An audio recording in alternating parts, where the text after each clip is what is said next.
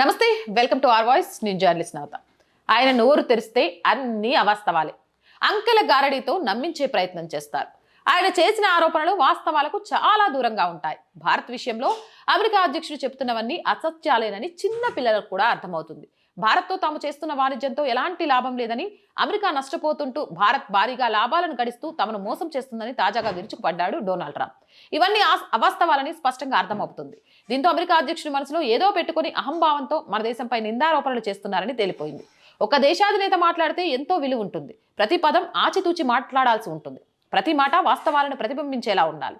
కానీ అమెరికా అధ్యక్షుని మాటలకు అర్థాలే వేరలే అన్నట్టుగా ఉంటుంది. డొనాల్డ్ ట్రంప్ మాటల్లో అతిశయోక్తులు, దబాయింపులే అధికంగా ఉంటాయి. ఆయన ఎప్పుడు ఏం మాట్లాడతారో తెలియదు. చెప్పింది నిజమేనా కాదా అనేది కూడా అనుమానమే. ట్రంప్ దాదాపు అవాస్తవాలే మాట్లాడతారా? అవును, నిజమే అని అంగీకరించక తప్పదు. తాజాగా భారత్ మీద అమెరికా అధ్యక్షుడు విధించిన సుంకాలతో పాటు ఆయన చేసిన ఆరోపణలు కూడా అసత్యాలేనని స్పష్టమవుతుంది. ఇలాంటి వ్యాఖ్యలతో వ్యక్తిగత అహంకారంతో చేపట్టిన చర్యల కారణంగా భారత్ అమెరికాల మధ్య సంబంధాలు గతంలో ఎన్నడూ లేనంత కనిష్టానికి క్షీణించాయి. అయినా ట్రంప్ వైఖరిలో మార్పు రాలేదు. రష్యా నుంచి ఇంధనం కొంటున్నందుకు 50% సుంకాలు విధించామని చెప్తున్నారు ట్రంప్. అయితే భారత్ కన్నా చైనా అధికంగా కొంటున్నా ఆ దేశం మీద ఎలాంటి సుంకాలు విధించలేదు. కాబట్టి అసలు కారణాలు వేరే అని తేలిపోయింది. భారత్ ప్రపంచంలోనే అధిక సుంకాలు విధిస్తోందని, సమతూకం కోసమే సుంకాలు పెంచక తప్పలేదని అమెరికా అధ్యక్షుడు చెప్పిన మరో మాట కూడా అంత నమ్మదగిన కారణం కాదు. ట్రంప్ వ్యక్తిగత ఈగోతోనే భారత్ మీద సుంకాలు విధించి సంబంధాలను చెడగొట్టుకున్నారని స్పష్టంగా అర్థమవుతుంది. భారత్ పాక్ల మధ్య అణుయుద్ధాన్ని తాను నివారించాలని పదే పదే చెప్పుకుంటున్న ట్రంప్ ఆయన జోక్యం ఏమాత్రం లేదని ప్రధాని మోదీ స్పష్టం చేయడం ఆయనకు మింగుడు పడలేదు. భారత్ వార్ జెట్స్ కూలిపోయిన చేసిన ఆరోపణలకు ఆధారాలు కూడా చూపలేదు ట్రంప్.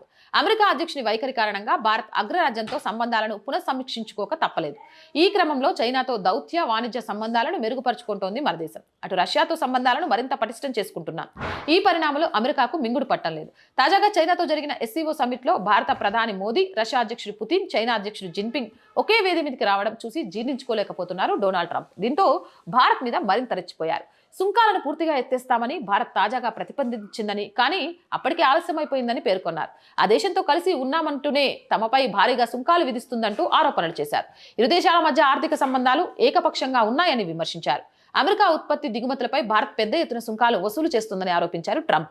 అవి ప్రపంచంలోనే అత్యధికమన్నారు. తాము భారత్తో పెద్దగా వ్యాపారం చేయడం లేదు, కానీ వారు మాతో చేస్తున్నారని పేర్కొన్నారు. ఈ సందర్భంగా భారత్పై విధించిన సుంకాలను ఆయన సమర్థించుకున్నారు. భారత్ వాణిజ్య విధానాల కారణంగా అమెరికా తయారీదారులకు భారీగా నష్టం జరుగుతుందని ట్రంప్ ఆరోపించారు.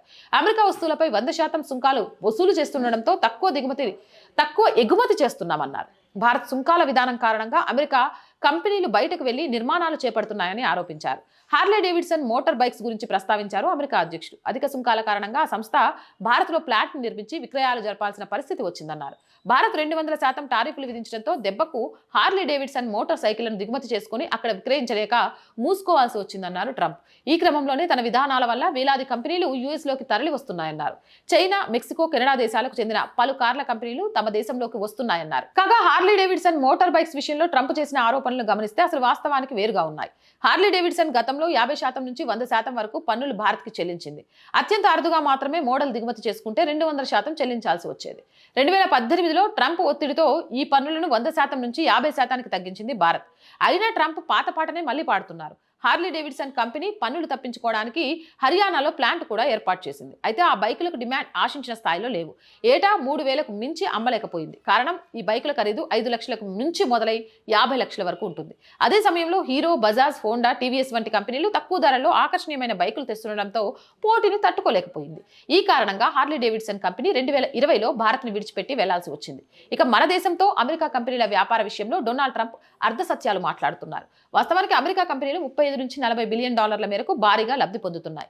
ఈ విషయాన్ని global trade research initiative GTRI విశ్లేషకులు చెబుతున్నారు. ఎగుమతులు దిగుమతుల్లో భారత్కి 45 బిలియన్ డాలర్ల వాణిజ్య మిగులు లభిస్తోంది.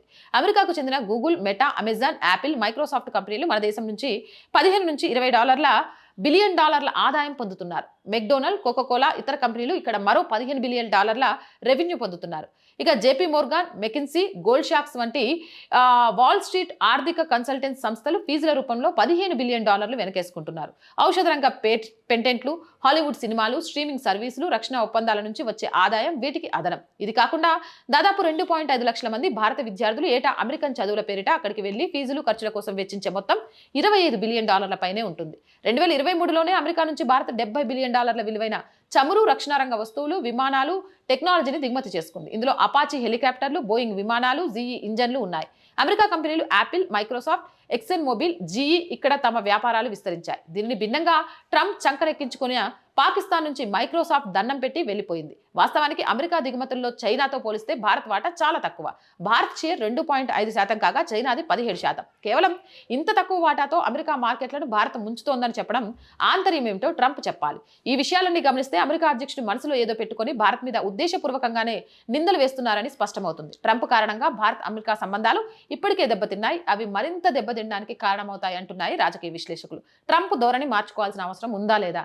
ఇలాంటి విషయ ప్రచారం చేసి ఎందుకు తనను తాను దిగజార్చుకుంటున్నాడు అనుకుంటున్నారు? మీ అభిప్రాయం ఏదైనా కామెంట్ సెక్షన్ లో పెట్టండి. మోర్ వీడియోస్ కోసం ఛానల్ వెంటనే సబ్స్క్రైబ్ చేయండి. చాలా మంది వీడియోస్ చూస్తున్నారు బట్ సబ్స్క్రైబ్ చేయడం మర్చిపోతున్నారు. ఆర్ వాయిస్ పొలిటికల్ రెండు కూడా మన ఛానల్సే అండి.